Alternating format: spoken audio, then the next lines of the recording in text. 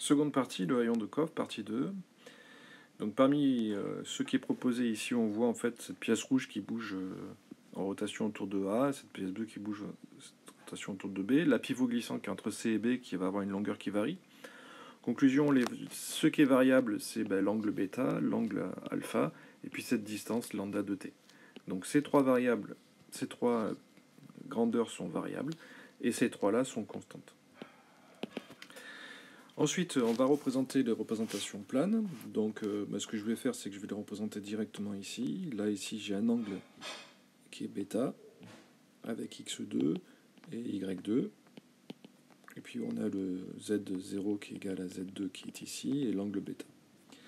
On a de la même manière x0, x3, avec l'angle alpha cette fois-ci, avec y0 et y3, avec l'angle alpha, et z0 égale z3 qui vient vers nous. Il faut exprimer ces angles directement. Alors je ne vais pas tous les faire, mais parce que c'est la même chose. x2, c'est égal à cos bêta x0 plus sin bêta y0. y2 est égal à moins sin bêta x0 plus cos bêta y0 et z2 égale z0. Voilà. On fait pareil pour l'autre base. On va donner le graphe de liaison. Le graphe de liaison, on voit qu'il y a le solide 0, le solide 1, le solide 2. On voit qu'il y a 3 liaisons. Ici, c'est une liaison pivot, pivot, pivot. Alors, le centre de la pivot entre 0 et 1, alors, hop, je me suis trompé, vous voyez, pivot, enfin non, pivot, entre 2 et 1, c'est pivot glissant. Voilà, pivot glissant, pivot, pivot. Pivot, pivot glissant, pivot, pivot. Alors il y a 4 liaisons parce qu'il y a 3 solides. Hop, je suis emballé. Alors pareil ici, il y a 3 solides. 0, 1, 2 et 3. Hop, entre 0 et 1, entre 0 et 1, pivot. Entre 1 et 2, pivot glissant. Alors là, ici le centre c'est BZ.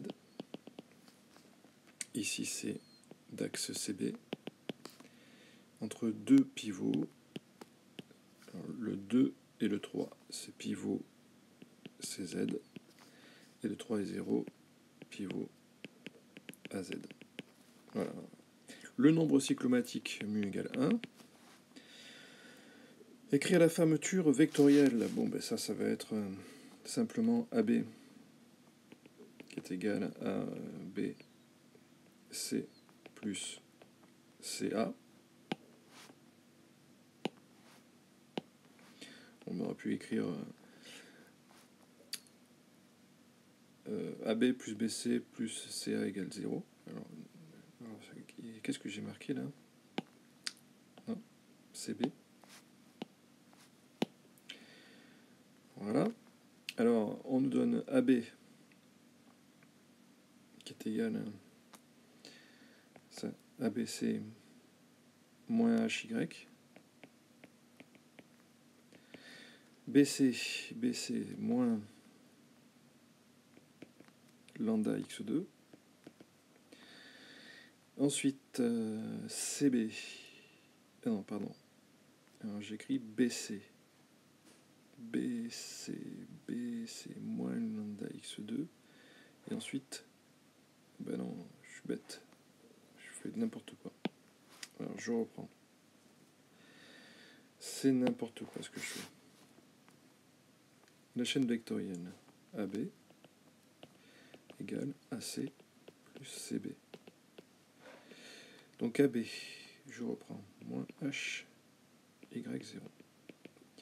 AC moins L, X3. CB plus lambda X2. Voilà la fermeture. Ici, on me demande d'en déduire la relation entrée-sortie qui fait liant la sortie lambda de T qui varie avec l'angle d'ouverture des rayons alpha en faisant disparaître bêta. je projette x0 sur et x2 dans le référentiel. Donc j'obtiens sur x, j'obtiens 0 égale moins L cos alpha plus lambda cos bêta et moins H égale moins L sinus alpha plus lambda sinus bêta. Donc ça, j'ai mes deux équations et je ne dois pas faire intervenir bêta. Conclusion, je m'arrange. Alors comment je m'arrange? Je prends directement, je prends lambda cos bêta égale L cos alpha et lambda sinus bêta égale L sinus alpha moins H.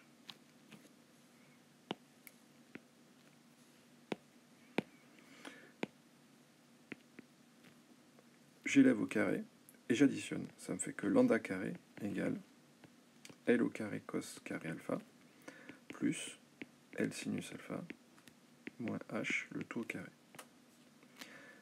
Et je laisse comme ça.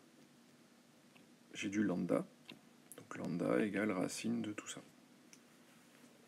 Je ne fais pas de zèle parce que je sais que c'est un système un peu plus compliqué qu'un système classique, comme un système bimanivelle. Ensuite, trois équations simples, où on me demande le torseur cinématique de 1 par rapport à 0 en B, puis en C.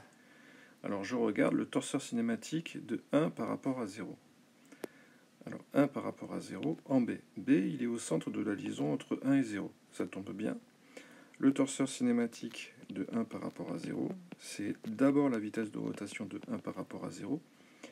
Je sais que 1 par rapport à 0, c'est suivant x2, et x2, c'est suivant bêta. Donc ça va me faire du bêta point z0 et 0 au point B. On me demande de l'écrire aussi au point C. D'accord? Le point C, il est ici. Donc je vais utiliser Varignon. D'accord? Donc ici, oméga de 1 par rapport à 0, donc ça fait toujours bêta point z0. Et puis la vitesse au point C, c'est qui appartient à 1 par rapport à 0, c'est la vitesse au point B qui appartient à... pardon, oui c'est ça, 1 par rapport à 0, plus la vitesse de rotation de 1 par rapport à 0, vectoriel, BC. Lui, il est égal à vecteur nul. Lui, c'est bêta point z0. Alors z0 ou z2, hein, comme vous voulez, parce que c'est les mêmes. Et BC, lui, il vaut moins lambda sur x2. Z vectoriel x, ça fait y, il y a un moins, donc ça fait moins lambda bêta point y2. Et ça, c'était équivalent au point C. Donc on fait la même chose avec le torseur cinématique de 3 par rapport à 0. Pareil, c'est oméga de 3 par rapport à 0. Et puis au point A, c'est le centre de la liaison, donc ça fait vecteur nul. Alors oméga de 3 par rapport à 0, j'aurais dû l'écrire, c'est l'angle de 3 par rapport à 0, ici alpha point, porté par Z. Ensuite, on me demande de le faire au point C, de la même manière que tout à l'heure. Donc oméga de 3 par rapport à 0 égale alpha point Z0. Et là, VC qui appartient à 3 par rapport à 0, c'est égal à VA qui appartient à 3 par rapport à 0, plus oméga de 3 par rapport à 0, vectoriel, et bien AC. Lui est égal à 0, lui alpha point Z, et AC, on me dit que c'est une grandeur qui est constante, AC, qui est sur moins L, x3. Et ça va faire du moins L alpha point y3. Le torseur cinématique de 2 par rapport à 1. Alors, la vitesse de rotation de 2 par rapport à 1, parce que c'est un problème plan, elle est égale à 0. Et la vitesse au point C, qui appartient à 2 par rapport à 1, c'est quoi? C'est une liaison pivot-glissant, donc c'est la dérivée de la position de lambda point portée par x2. Et ça va être au point C. Écrire le torseur cinématique de 3 par rapport à 0 au point C, on l'a déjà écrit. Donc on l'écrit ici. Elle est là. Donc c'est très bien. Voilà, ici, cet exercice corrigé.